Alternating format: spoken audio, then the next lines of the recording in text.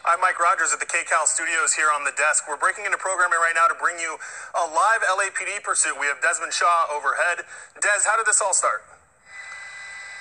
Well, Mike, this all got started apparently with a guy who was waving a gun around. He lived right next to Chaminade High School, right by the football field at the end of a cul-de-sac. So LAPD was out there in force trying to talk this guy down from his balcony. When we got to the scene, they were not on the balcony, but all of a sudden the garage door opened and here comes this motorcycle coming flying out. They just blew right past the cops. I think it really surprised all of them to see a motorcycle all of a sudden coming from the scene. And so my pilot, Jeff, asked, hey, the LAPD helicopter overhead, hey, is this your guy? And he confirmed that this is who the person that they were talking about who had that gun out on their balcony.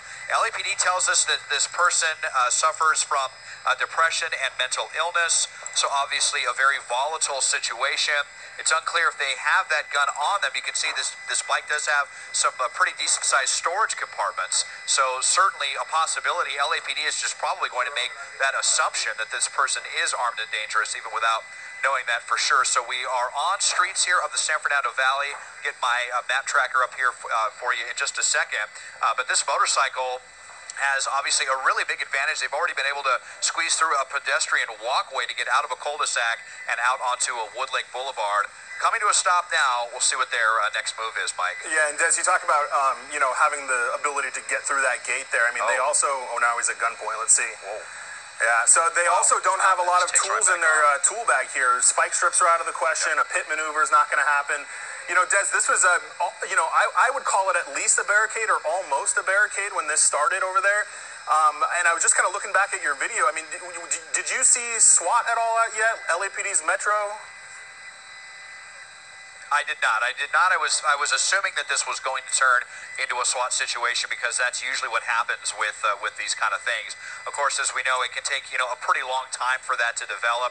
It's not like you snap your fingers and the SWAT team gets here. So they may have been in transit to this when this all happened, and so now now we're back where we were, maybe into this neighborhood. Yeah, back where we were here. Let's see what they do if they try to make any attempt to get him off the bike, but just really crazy, really brazen here, just scooting right between the police officers. I believe that was their street. Yeah, Melba and Windom is where this person lives, right through the police tape there, and some pretty high speeds as well. We've been seeing this guy blasted through some stop signs here, up to 70, 80 miles an hour. I think that was another cop right through that yellow tape there as well. Unfortunately, when it comes to these motorcycles, these guys can really have a pretty big advantage on LAPD if they're really willing to push the limit, and this person definitely seems to be doing just that. I don't know to the extent that this rider would be able to outrun the police.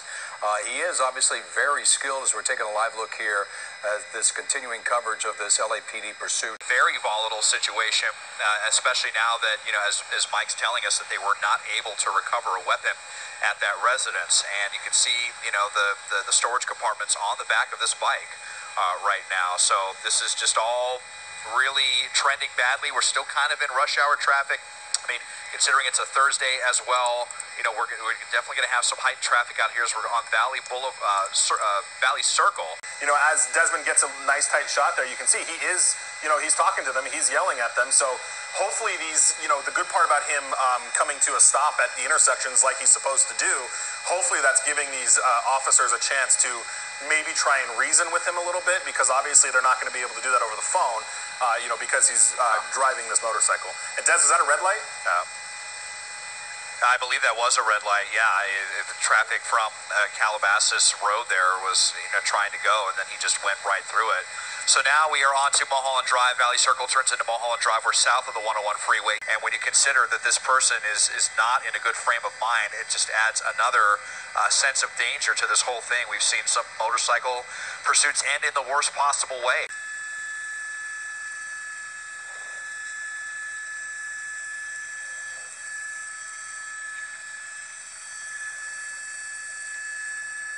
Yeah, it sure is, Colleen. The subject in question is that on the white Harley Davidson fleeing through West Hills underneath the 101 into the hills just south of the 101. This is a suspect who was held up inside of a home.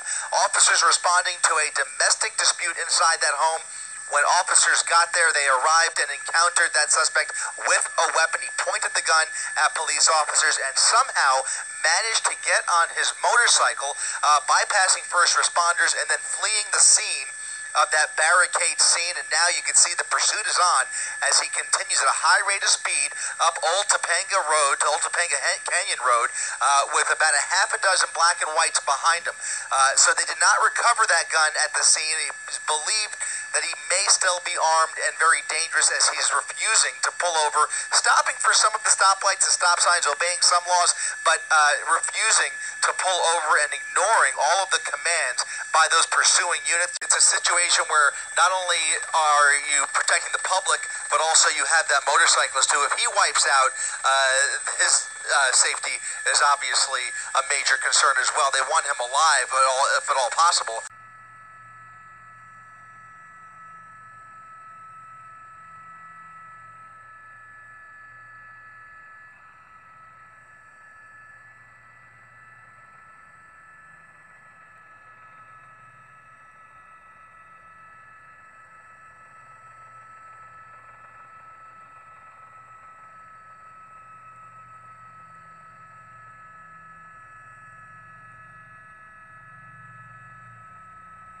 Yeah, we're ready.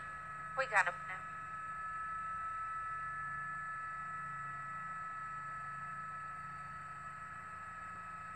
He's going eastbound 101.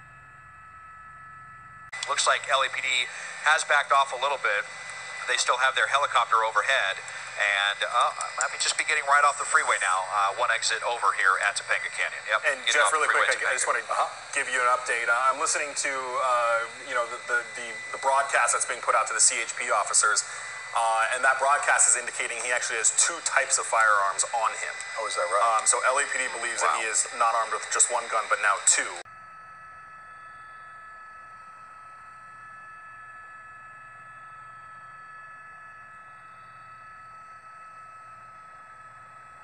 Okay, he just made a westbound turn. Okay, perfect.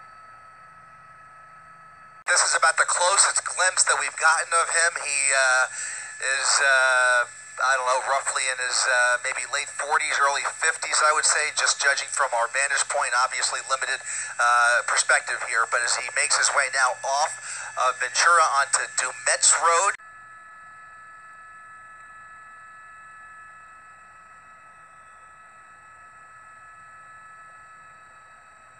for the time being, it appears that this is going to stay in LAPD's jurisdiction. So they have a lot of planning going on in their own quarters, trying to figure out how they could bring this to a safe and peaceful end. If they just continue at this pace, it'll end more naturally, and unless he decides to jump off that motorcycle and engage in a foot pursuit, time is on their side. So they have time to flood the zone with the available resources they have, not only behind him, but up ahead of him, especially if he establishes a pattern here. If he establishes a pattern, they won't be able to use spike strips like they normally would, but at least they'll be ready for him to bring this to as peaceful a resolution as possible. The good thing is that we don't believe that anyone was hurt, and this is actually my chance to widen out and count those units, because we were wondering how many units were in the pursuit, and it's actually about half a dozen units of the LAPD's West Valley Division that continue to chase this guy on the ground, but you've also got an LAPD chopper overhead.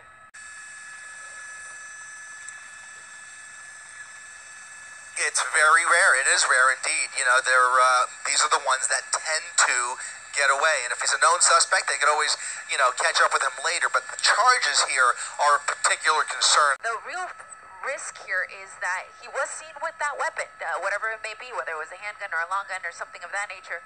So for that reason, it does add to the level of danger. So it may be a situation where they don't let him go and will stay in pursuit here on the west end of the San Fernando Valley, now here in Woodland Hills. We were well within, the initial processes of this, where in theory they would have had a secure enough scene that he wouldn't have been able to get out. But as you see the video on the right side of your screen, that's when he left the garage. And drives right past him. Right, exactly. And again, because of the agility of the motorcycle. Right. If they would have known it, they probably would have tried to get him at that point. Right. I mean, you have 5 cop cars there. There's another 4, I think, right here at this T intersection that he comes to, plus the command post, plus the fire department was there staging as well. So, you know, and that looks like an incident commander. You can see the schematics on the hood there. I'm not even sure they knew that that was the person they had barricaded I inside. think Desmond had heard from the helicopter that as soon as he came out of the garage, they're like, all right, he's leaving. Okay. It certainly took us by surprise.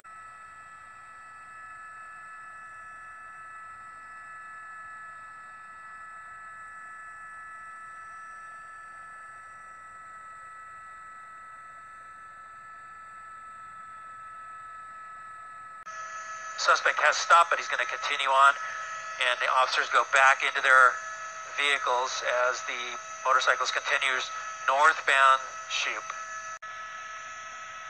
Here comes a red light at Oxnard. He's going to go right-hand turn.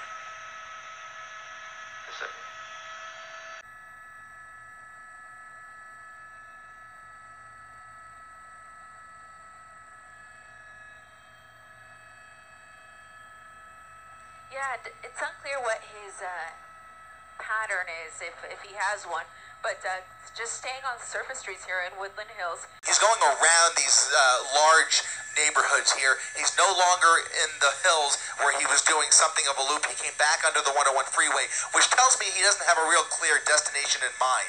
He's just kind of on a joyride trying to get away here. He's traveling at a manageable speed for those ground units, and certainly enough helicopters overhead that it appears unlikely that he's going to get away in this situation, which really, as I mentioned, turns this into more of a joyride until that tank is out of gas.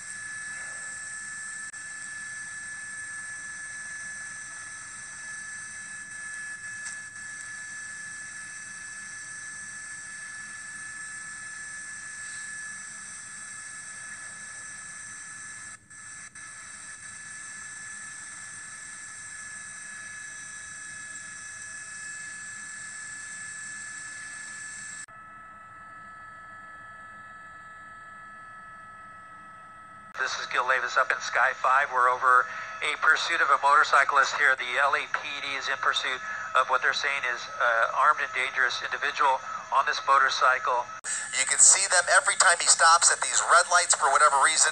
You can see them opening their doors, ready to execute that stop, and then, as you mentioned, Colleen, it turns into a game of cat and mouse, which we see so often by motorists, not only in cars, but obviously, in this case, a motorcycle as well, clearly thinking he's got a shot to get away, but I just don't think it's going to work out for him tonight. Certainly, you can see him stopping for another red light at the crosswalk there, some pedestrians crossing the road there, waiting their turn now. He continues.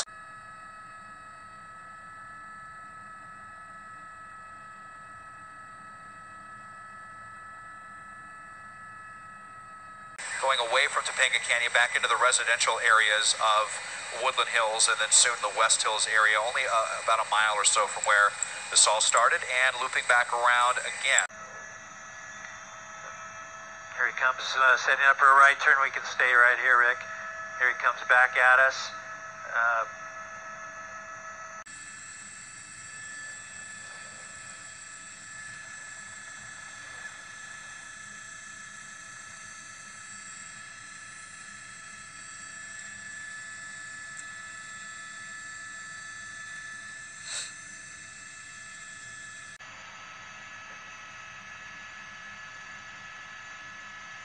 Moving into the turn pocket, might be turning left here, and he does. Left turn onto Satakoy, westbound Satakoy, LAPD right on his tail. Yeah, I mean, it's still capable of extreme speeds, but it's a very stable motorcycle as far as motorcycles go, and but it's still just one wrong move, and that could change so quickly. But he does appear to care about his own safety, is what I was trying to say. In that turn, or in the right-hand turn lane, he's going to make that turn right.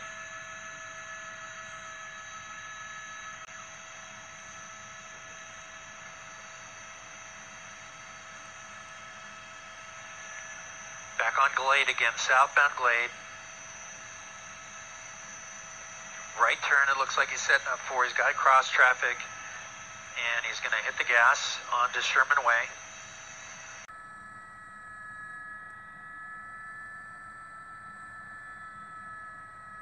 I put 27. Okay, thank you.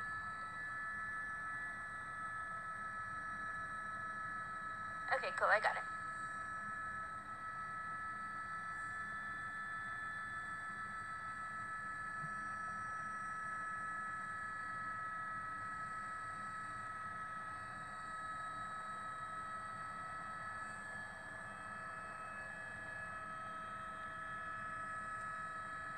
Hey Tim, will you let me know when they're gonna start and I'll pop it on then?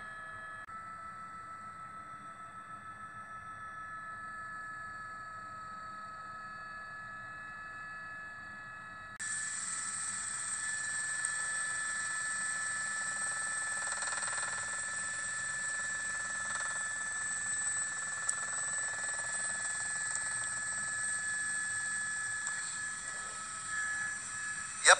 He's right back where this started, guys. This is right back where that barricade situation was taking place, where that man with the gun call, they responded to this area, and now he's right back where this all started. Clearly, he is most familiar with this neighborhood, but not only that, look at this. He's going right through the yellow tape, right through the yellow crime scene tape, where there is still a full contingent of LAPD officers, now a cul-de-sac into a dead end here, where he has arrived back home, where this all started apparently, where officers are waiting for him. The joyride is over. He appears to have had his fun for the evening and is now possibly willing to give up here as he gets off of the bike.